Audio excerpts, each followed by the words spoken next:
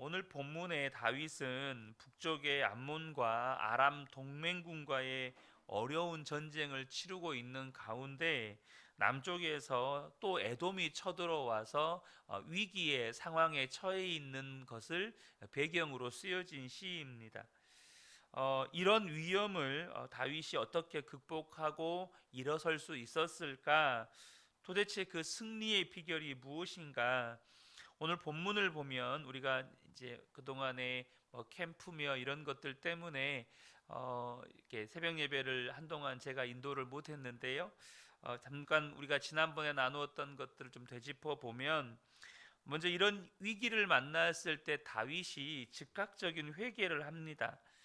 우리가 살다가 어떤 어려운 일을 만날 때 하나님께서 갑자기 우리 마음 가운데 죄를 깨닫게 하실 때가 있습니다.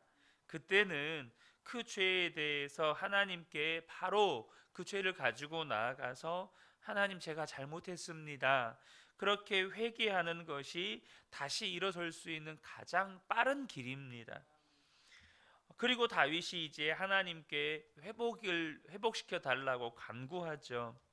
그때 하나님께서 다윗에게 깨닫게 해주신 것이 있습니다. 그것은 뭐냐 하면 다윗이 하나님을 적당히 믿고 있었다는 것이었습니다. 다윗이 정복전쟁을 치르는 동안 수많은 승리를 경험했죠. 그러다가 보니까 자기도 모르게 자신의 능력과 자신의 충성스러운 부하 장군들과 용맹한 군사들을 더 의지하고 있었던 것입니다. 다윗이 지금 이 시편 60편의 이 모압과 암몬과 아람 연합 군대와 싸울 때, 그때에도 비슷한 유혹에 빠져 있었던 것입니다. 다윗에게 정말로 중요한 건 승리가 아니라 끝까지 하나님을 의지하는 것입니다. 우리가 처하는 문제도 다 여기에 있습니다. 다 하나님을 믿고 또 거룩한 하나님의 자녀들이라고 말하지만, 실제로 삶의 현장에서 하나님이 나와 함께 계시고 하나님의 말씀에 철저히 순종하고 모든 것에 하나님께 응답을 받고 그렇게 사느냐는 겁니다. 우리가 문제 앞에서 어려움을 당했을 때 다윗처럼 해야 한다는 것이죠. 그것이 회복의 열쇠라는 것입니다. 하나님께서 깨닫게 해주시는 죄가 있다면 즉시 회개함으로 돌이키고 다시 주님과 동행하고 주의 말씀에 순종하는 삶을 살기 시작할 때 우리의 삶은 회복의 은혜를 경험하게 된다는 것입니다. 그런데 이제 우리 중에는 나도 다윗처럼 하나님만 의지하고 살아보고 싶은데 어떻게 하나님만 철저히 의지하며 살 수 있겠습니까? 이런 의문을 가지신 분들이 있습니다.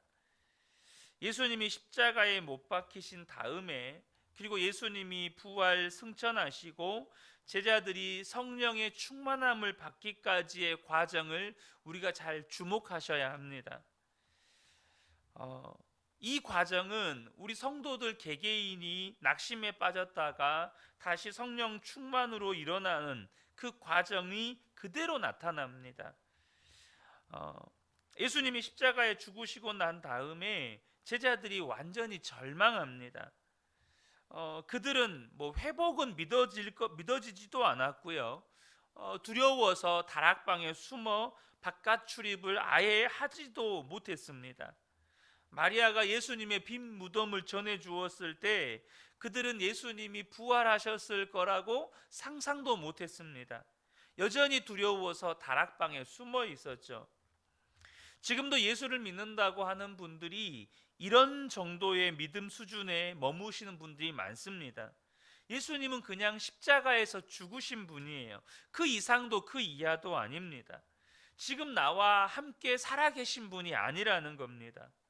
지금도 교회를 다니고 예수님을 믿는다고 하면서 사망 권세 이기시고 부활하셔서 나와 함께 하시는 예수님과 상관없이 사는 사람들이 많다는 겁니다. 이런 사람들은 세상에 나가면 여전히 두려움 속에 사는 겁니다. 자기가 예수님을 믿는다는 거, 혹은 다른 사람들에게 예수님을 믿으라는 말은 꺼내지도 못합니다. 그 다음 단계의 제자들이 부활하신 주님을 만난 사건이 일어납니다.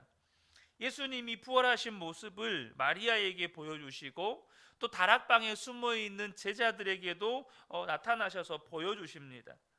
그래서 예수님이 부활하셨다는 것을 부활하신 예수님을 만난 성도들이 있습니다.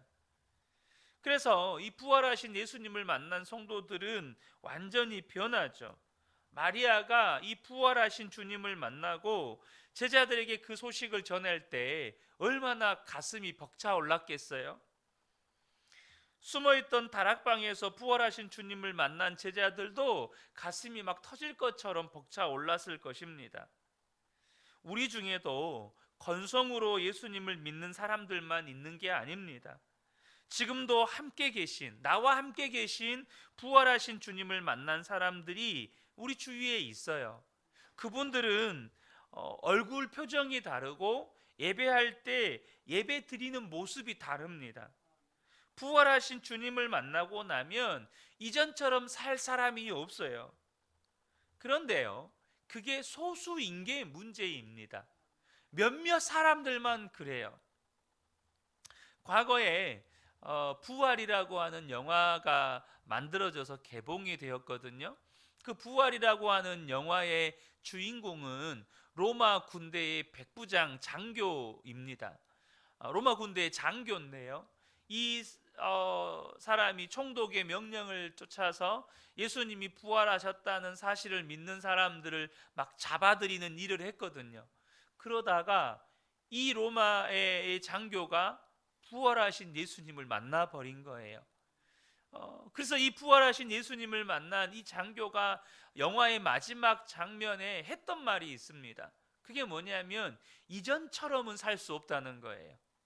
분명한 건 내가 부활하신 예수님을 만났기 때문에 이전처럼 성공을 위해 달려가고 로마에서 정말로 승승장구해서 위대한 장군이 되고 이런 꿈을 꾸면서 더 이상 살 수 없다는 거였습니다. 그런데요, 여러분, 문제는 뭐냐 하면 앞서도 말씀드린 것처럼 소수라는 거예요. 부활하신 예수님을 만난 사람들이 소수라는 거예요. 그래서 부활하신 예수님을 만났다는 사람들이 있대라는 소문을 듣고 신앙생활을 하는 성도들이 너무 많다는 겁니다. 대표적으로 도마도 그랬죠. 제자들이 부활하신 예수님을 만났다는 소문을 들었어요. 그러니까 도마가 하는 말이 뭡니까? 내가 직접 만나고 직접 만져보지 않고는 나는 믿을 수 없다는 겁니다. 설교는 들어요. 그런데 본인은 그 설교 속에서 부활하셔서 지금 나에게 말씀하시는, 살아계셔서 나에게 말씀하신 하나님의 음성을 듣지는 못합니다. 그런데요, 이 제자들이 성령 충만 받기까지의 과정을 살펴보면 거기서 끝이 아닙니다. 마가의 다락방에서 120명의 성도들에게 성령이 부어집니다. 온 교회가 성령을 받아요. 한두 사람이 주님을 만난 체험을 한 게 아니고 온 교회에 성령이 부어집니다. 그래서 예루살렘 전체가 뒤집어지죠. 예루살렘 교회가 성령을 받았는데 예루살렘 전체가 그것을 알게 됩니다. 하나님의 계획이 거기까지 이어지는 겁니다. 한두 사람 부활하신 주님을 만난 게 아니라 이 시대에도 여전히 하나님을 믿고 예배하는 모든 성도들에게 성령이 임하는 부흥이 하나님의 약속 안에 있다는 것입니다. 그러면 무슨 일이 일어납니까? 교회 밖 사람들이 안다는 거예요. 하나님의 역사하심이 그 은혜 교회 가운데 나타났다, 이 사실을 교회 밖 사람들이 알게 된다는 겁니다. 그 은혜 교회에 성령의 역사가 나타나는 것을 이 효천 지구에 또 이 광주에 있는 사람들이 알게 된다는 거예요. 여러분, 지금 우리는 어느 단계에 와 있습니까? 우리가 어느 지점에 와 있는지 정확하게 알 필요가 있습니다. 그래야 다음 단계가 어떻게 될 것인지를 우리에게 알려주는 것이죠. 혹시 우리가 아직 예수님이 십자가에 죽은 것밖에 모르는 분들이 계시다면 부활하신 주님을 만날 때가 옵니다. 근데 여러분, 저와 여러분이 꼭 아셔야 돼요. 우리가 부활하신 주님을 한 분 한 분 만나는 정도로 끝나면 안 됩니다. 무슨 말입니까? 온 교회 안에 성령 받는 하나님의 역사의 때가 있다는 거예요. 우리가 이것을 바라고 사모해야 한다는 겁니다. 우리 근혜 교회가 성령 받아서 우리 근혜 교회를 둘러싸고 있는 교회 밖 세상이 뒤집어지는 역사를 우리가 경험해야 한다는 겁니다. 하나님의 계획은 위대하고 놀랍습니다. 요엘서 2장 28절 29절을 보면 그 후에 내가 내 영을 만민에게 부어주리니 너희 자녀들이 장래 일을 말할 것이며 너희 늙은이는 꿈을 꾸며 너희 젊은이는 이상을 볼 것이며 그때 내가 또 내 영을 남종과 여종에게 부어줄 것이며. 여러분, 지난 2000년 동안 기독교의 역사는 이 약속을 이루기 위해 진행되어 온 겁니다. 별의별 일들이 많았죠. 한 나라나 한 지역을 놓고 보면 어떤 때는 교회가 끝났다고 말할 때도 있었습니다. 특별히 중세 1500년 시간은 여러분 기독교의 암흑시대라고 말할 만큼 기독교가요, 여러분 어둠 속에 잠겨 있었습니다. 근데 여러분 어떻습니까? 하나님의 약속은 반드시 이루어집니다. 만민에게 성령이 부어지는 역사, 대부흥의 역사가 반드시 이루어지고 우리 주님이 다시 오십니다. 그때 이 세상은 완전히 뒤집어지는 거예요. 성령이 임한 성도와 또 교회 공동체를 통해서 세상이 뒤집어지는 역사는 일어나는 겁니다. 문제는 머물러 있는 거예요. 주님의 계획 가운데 살아계신 주님과의 관계가 하나님의 말씀대로 이렇게 진행되어 가고 있다는 것을 분명하게 알고 그 다음 단계로 나아가야 하는데, 주님과의 관계가 그냥 머물러 있으니까, 멈춰 있으니까 어떤 문제를 만나면 심령이 무너지고 삶이 무너지는 위기가 오는 것입니다. 사랑하는 성도 여러분, 저와 여러분이요, 머물러 있으면 안 됩니다. 주님과의 관계는 더 깊어지셔야 합니다. 성령의 충만은 한 사람이 아니라 온 교회 공동체가 받아야 하는 거예요.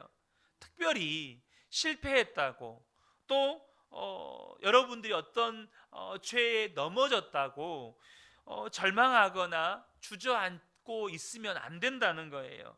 왜냐하면 하나님은요, 실패하고 자신에 대해서 절망한 사람을 쓰시는 하나님이시라는 거예요.